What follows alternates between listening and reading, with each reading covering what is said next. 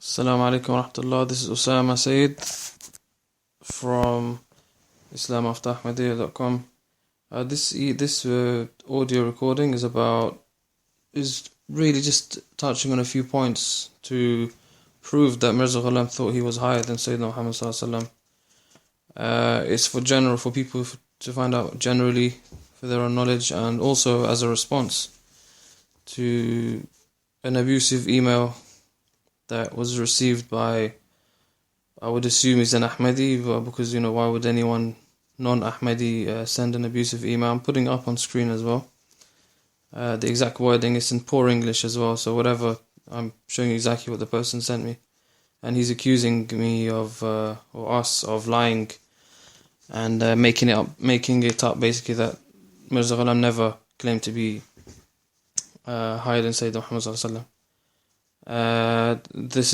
The truth is Mirza did claim this in many things I'm going to read out to you, and only someone who really, if you're really struggling and I don't know what to say to you, if you have a low IQ or something and you can't understand, well then obviously you can't see this, you want a very, very straightforward statement. I don't understand, if that's what you want, you're not going to find it. You need to read Mirza stuff, and the reason it's so difficult to see initially is because it's all in roundabout ways, in circles. You go around in circles, he goes around in circles, gives you 2-3 pages worth of words, and then at the end of it you realize what he's trying to get to.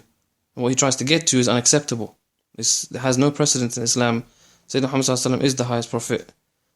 For us as Muslims, he is the last prophet.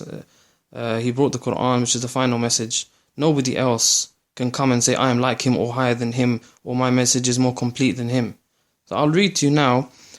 Now these pages, they're from Ruhani Khaza'in, which any people who know anything about Ahmadiyya will know what that is.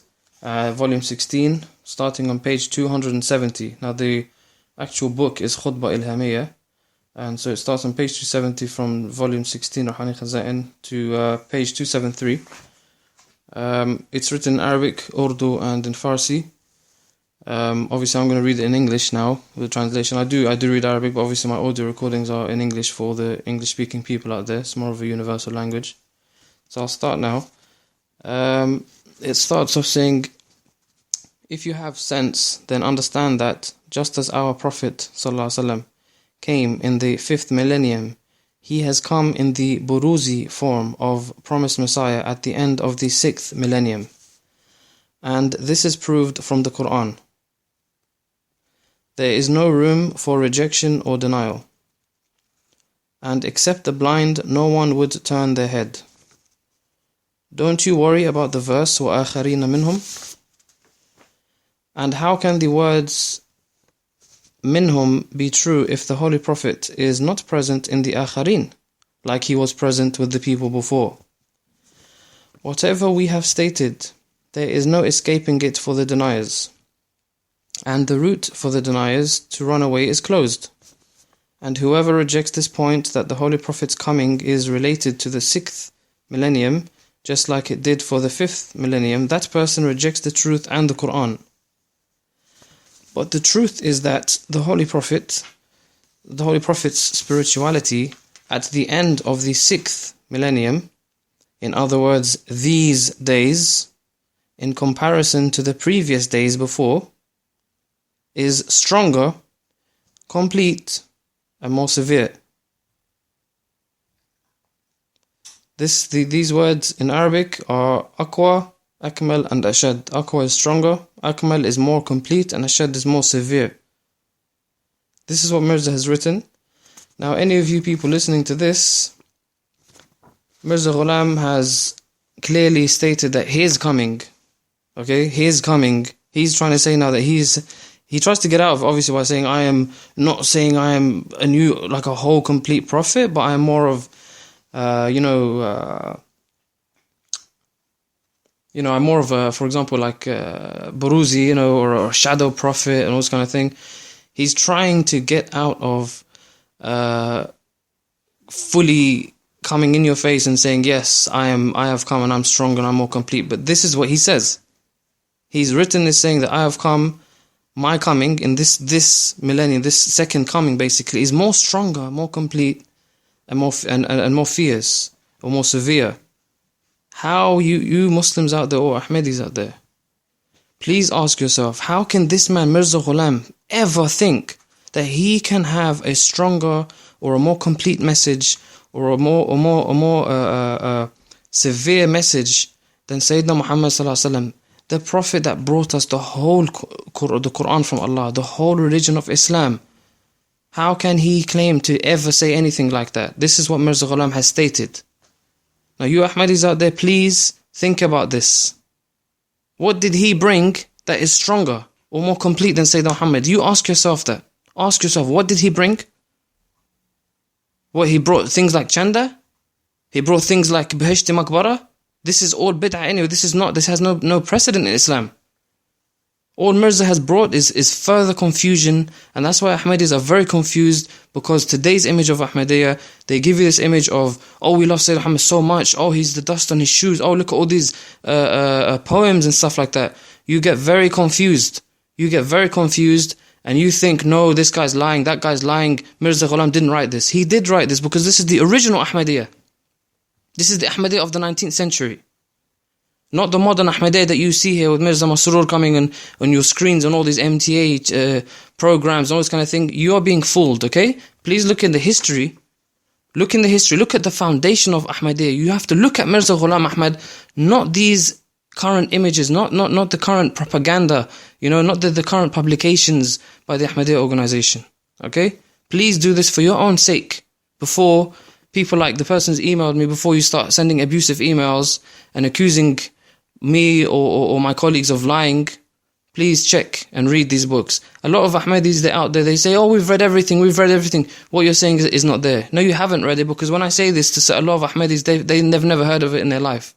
So please read thoroughly. I'm going to move on now. I have a few extracts from Tadhkirah here. For example, this is from the year 1883. This is in Arabic, obviously it's translated in English in Tadhkirah, it's in English, I haven't translated it, so everything I read is already in English. The revelation supposedly came in Arabic, and it says, good news for you, O my Ahmad, you are my purpose and are with me. Okay? Then you've got another one here, in Persian it says, I believe, it says, be glad, O my Ahmad, you are my purpose and are with me. I have planted the tree of your honor with my own hand. Then you've got another one here. This one is really, it's hideous for any Muslims out there, and even Ahmadis who've never heard of this and you think you're a good Muslim. You ask yourself, when you hear something like Mirza's got this revelation that allegedly Allah said to him, you are to me like my unity and my uniqueness. You are to me like my unity and my uniqueness. And then following on in the same paragraph, you are to me like my throne. You are to me like my son. Like my son? If Mirza Ghulam is like Allah's son. And then further on the same page, you are to me like the ultimate nearness of which the people cannot have knowledge. When you are angry with someone, I am angry. And whomsoever you love, I love. Now everybody listening to this is probably thinking this is unbelievable, but it's there. It's in Tadhkirah. This is also in Tadhkirah as well, year 1903. This revelation came in Arabic, but it's translated in English. It says, Allah has preferred you to everything. Preferred you to everything. The next one, this is really bad, this one. This one here, many thrones have descended from heaven, but your throne has been set up, the highest of all. Your throne has been set up, the highest of all. Many thrones have descended from heaven. So all the previous prophets, for example, anything you want to say, how can Mirza Ghulam be the highest out of all of them? If it's prophets or anything you want to call it. How can Mirza Ghulam be higher than any of them? How can he be higher than Sayyidina Muhammad sallallahu alaihi wasallam? So please have a look at www.islamafterahmadiyya.com. You're going to see all these things up there, evidence, scanned evidence. There's nothing being made up here. We don't need to make up anything. We don't need to lie. We're here to show you some truths. And may Allah always guide us in the straight path. Assalamu alaikum wa rahmatullah.